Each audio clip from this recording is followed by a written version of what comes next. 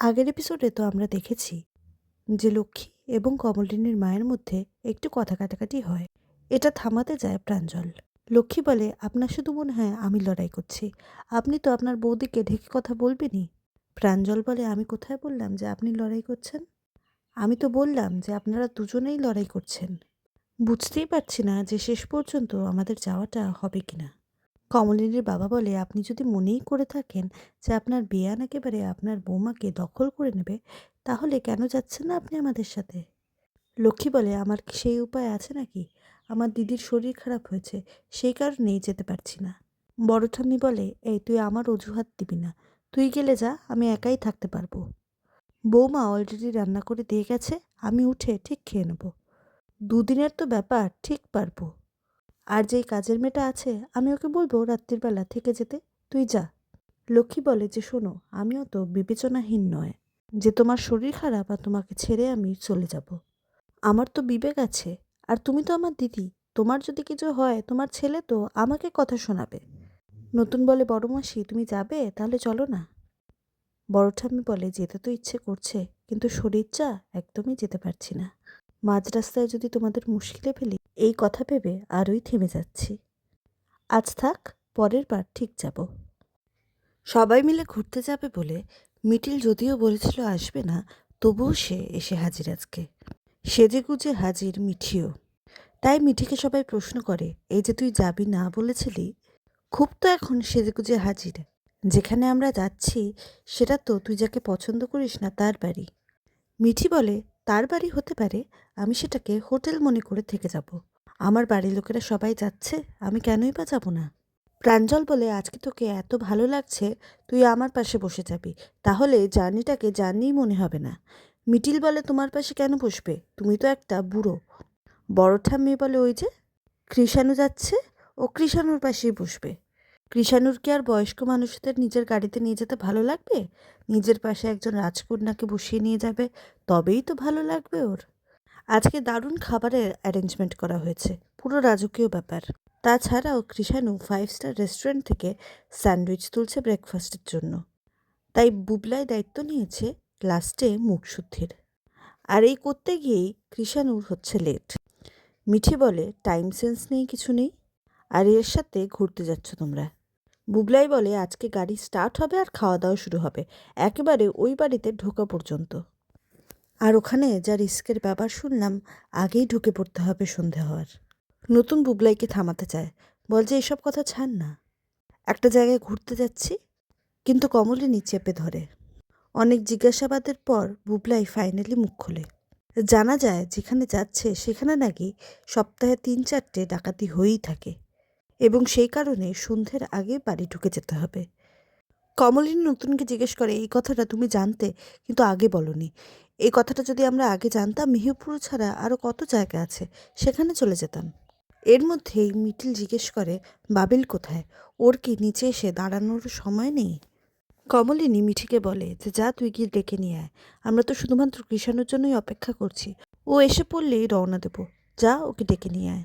অয়নদীপ বলে, কতদিন বাদে আমরা সবাই মিলে ঘুরতে যাচ্ছি।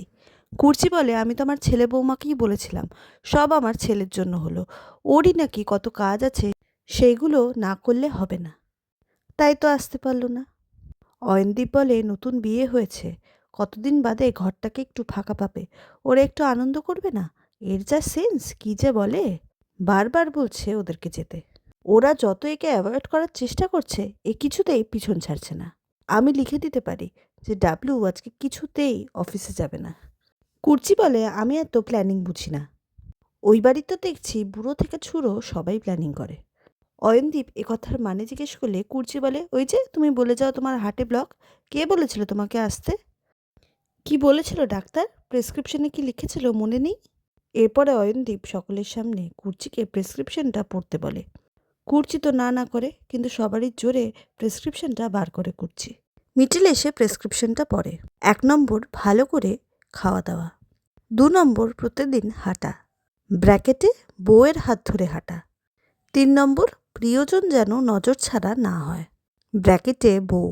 4 নম্বর, শ্বশুরবাড়ি যদি সপ্তাহে 3 দিন যায়, 3 দিনই স্বামীকে সঙ্গে করে নিয়ে যেতে হবে, আর একদিন গেলেও একদিনও সঙ্গে করে নিয়ে যেতে হবে। মোট কথা আলাদা রেখে যাওয়া চলবে না। কমলিনী বলে ঠিক জব্দ হয়েছে, এটাই একেবারে ঠিক ডায়াগনোসিস। অয়নদী বলে এর থেকে ভালো ডায়াগনোসিস আর হতে পারে বৌদি? আর কেউ না বুঝুক, আমার বৌদি ঠিক বুঝেছে। কমলিনীর মা বলে কুর্চিকে কতদিন বাদে এরকম হাসতে দেখছি, খুব ভালো লাগছে। এরপরে এই কথার সূত্রে কমলিনীর মা এবং কমলিনীর এক্স শাশুড়ির মধ্যে একটু কথা কাটাকাটি হয়। প্রাঞ্জল জিনিসটাকে সামাল দিতে গেলে কমলিনীর মা বলে, তুমি তো এখানে ছিলে না, তুমি জানো না উনি কিভাবে আমাদের জ্বালিয়েছেন। এরপরে লক্ষ্মী কান্নাকাটি শুরু করলে কমলিনী বলে, মা তুমি কেন এরকমভাবে বলছো? উনি এমনিতেই যেতে পারবে না, ওনার মন খারাপ। তুমি তো যাচ্ছ, তাও তুমি কেন এরকমভাবে কথা শোনাচ্ছ ওনাকে? লক্ষ্মী আবার কাঁদতে কাঁদতে বলে যে, হ্যাঁ তোমার মাকে বলো, মায়ের নামে তো দুঢোক জল বেশি খাও। বড় ঠাম্মি বলে, বেশি কাঁদিস না তো ছিচকাদুনের মতো। একটা শুভ জায়গায় ওরা যাচ্ছে, কান্নাকাটি করিস না এরকমভাবে। এখন বেয়ানের সাথে ভাব ভালোবাসা করে নে আবার। কমলিনীর মা বলে, হিসেব মতো তো উনি আমার বেয়ানই নন। লক্ষ্মী বলে, বেয়ান নই? এ কী কথা? কমলিনীর মা বলে, হ্যাঁ ঠিকই কথা। আজ যদি নতুনের মা বেঁচে থাকতো তাহলে উনি আমার বেয়ান হতেন, আপনি কেন আমার বেয়ান হতে যাবেন? লক্ষ্মী নতুনকে জিজ্ঞেস করে, ইনি কী বলছেন? আজ আমি তোকে পেটে ধরিনি ঠিক আছে, কিন্তু আজ যদি তুই আমার নিজের ভাইপো হতি তাহলে কি উনি আমার বেয়ান হতো না? তা আমি তো তোকে আমার ছেলে হিসেবেই মানি। উনাকে বলে দে উনি আজও আমার বেয়ানই হন। আর ঠিক এই কথার মাঝেই বাবিল আসে। বাবিল এসে জিজ্ঞেস করে, কি ব্যাপার, তোমরা এখনো যাওনি? মিটিল বলে, এই তোমার আসার সময় হলো? আমরা তো বেরিয়েই যাচ্ছিলাম, এই বেরিয়ে যেতাম। বাবিল বলে, আসলে রেডি হয়ে চান করে নামলাম একেবারে। মিটিল প্রশ্ন করে যে, তোমার এতটাই ইম্পর্ট্যান্ট কাজ যে তুমি যেতেই পারলে না? বাবিল বলে যে, না সত্যিই হলো না, চেষ্টা করেছিলাম, পারলে যেতাম, কিন্তু সত্যিই হলো না। মিটিল বলে যে, না পারতে না, সেটা আমার থেকে ভালো আর কেউ জানে না। বাবিল বলে যে, দেখ তুই নিজের ইচ্ছায় ওখানে যাচ্ছিস, আমি তোকে জোর করিনি। তাই আমি যাচ্ছি না বলে তুই আমাকে এরকম কথা শোনাস না, তুই এরকম রিয়্যাক্ট করতে পারিস না। আমার সত্যি কাজ আছে, তাই আমি যেতে পারছি না। Try to understand. এরপরে বাবিলকে নতুন প্রশ্ন করে, কি এমন কাজ তোর যে একটা দিন তুই ছুটি নিতে পারছিস না? মিটিল বলে, ওকে জিজ্ঞেস করো না নতুন কাকু, ও তো আসলে অফিসের কোনো কাজে যাচ্ছে না। অফিসের তো ওর কোনো কাজ নেই, আর ও তো অফিস যাবেই না। বাবিলের এবারে সন্দেহ হয়। মিটিলকে সে থামিয়ে জিজ্ঞেস করে যে, এক মিনিট মিটিল, তুই আমার ব্যাপারে এত ইনফরমেশন জানছিস কি করে? মিটিল বলে, যেই সম্পর্কটা থাকলে সবটা জানা যায়, সেই জন্যই জানছি। আর আজ এই মুহূর্ত থেকে যদি সম্পর্কটা না থাকে তাহলে আর জানবো না। এখনকার এপিসোডগুলো তোমাদের কেমন লাগছে কমেন্টে জানাতে ভুলো না। দেখা হচ্ছে পরের ভিডিওয়ে। সাবস্ক্রাইব।